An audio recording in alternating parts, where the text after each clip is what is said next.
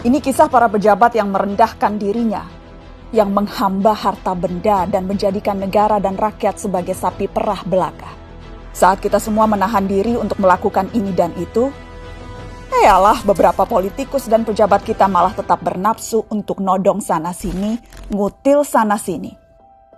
Saat kita semua mencoba bertahan di tengah badai, jungkir balik melanjutkan hidup saat semuanya begitu sulit, para politikus dan pejabat juga tetap berakrobat dengan anggaran. Entah berapa ratus ribu orang yang sudah di PHK, yang usahanya bangkrut, yang penghasilannya merosot. Tapi itu tak mengurangi nafsu para pejabat rakus yang tidak punya harga diri.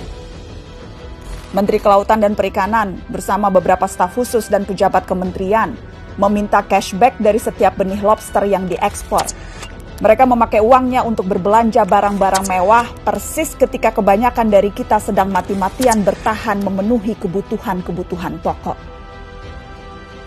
Saat banyak orang kelimpungan mencari ruangan perawatan karena kamar-kamar rumah sakit sudah sesak dengan pasien COVID, Wali Kota Cimahi malah memperjualbelikan izin pembangunan rumah sakit. Dan yang lebih gila lagi, para pejabat Kementerian Sosial berikut dengan menterinya sekaligus malah menodong para vendor dengan uang cashback. Mereka meminta Rp10.000 dari setiap paket bantuan sosial.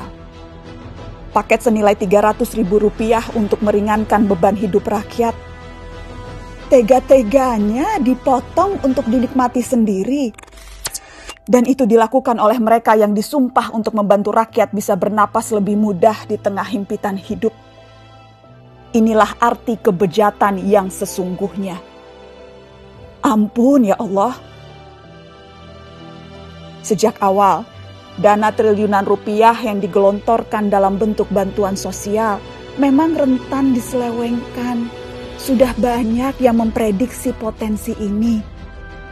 Mungkin memang kita tidak kaget, tapi bukan berarti kita harus maklum, bukan berarti kita tidak boleh marah. Kasus-kasus korupsi di tengah pandemi membuktikan kompas moral para politikus dan pejabat kita memang sedang berada di titik terendah.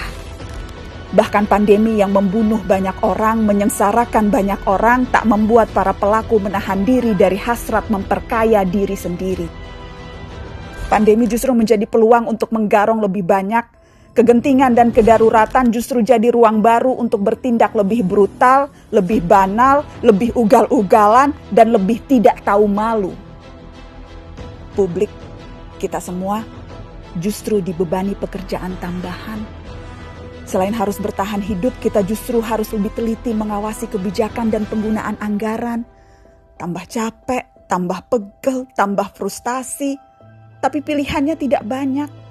Semakin kita apatis, semakin senang mereka menggasak uang negara. Pandemi terbukti melahirkan kebiasaan-kebiasaan baru. Kecuali perilaku para politikus dan pejabat kita.